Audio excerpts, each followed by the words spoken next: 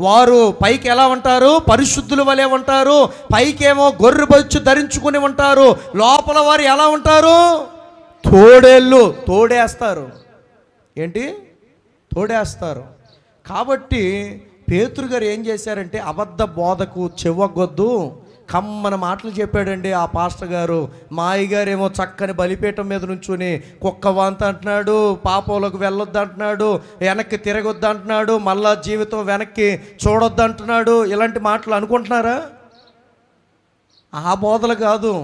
యేసు ప్రభువారు 33.5 సంవత్సరాలు జీవించినప్పటి నుంచి కూడా ఆయన బోధించిన సువార్త ఏంటో తెలుసా? మీరందరూ మారు మనసు, ఆయన రాకడ ఏం పడింది? దగ్గర పడింది. కాబట్టి దేవుని రాజ్యము సమీపించి ఉన్నది. కాబట్టి మీరందరూ కూడా ఏం పొందండి? మారు మనసు పొందండి, రక్షణ పొందండి, బాప్తిజాన్ని తీసుకోండి, మరలా వెనక్కి తిరిగి చూడొద్దు. సున్నం కొట్టినా సమాధుల్లారా, మీరు వేషధారణ కింద జీవించొద్దు. పైకి మాత్రమే కడుక్కోవద్దు, లోపల కూడా శుద్ధి చేసుకోండి.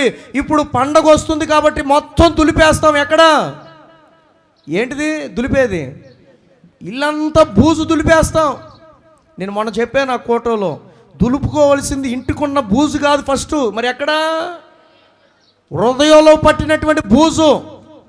ఏ అక్రమ సంబంధమైనటువంటి బూజు ఉందో నీకు తెలుసు. ఏ అమ్మాయితో పెట్టుకున్నావో, ఏ అబ్బాయితో పెట్టుకున్నావో నీకు తెలుసు. రహస్యంగా నీ తల్లిదండ్రుల్ని ఎలా మోసం చేస్తున్నా, మోసం అనే బూజు పట్టేసింది నీకు బాగా. తల్లికి తండ్రికి తెలియకోకుండా బిల్డింగుల మీదకు వెళ్ళి చక్కగా సెల్ ఫోన్లో మాట్లాడు.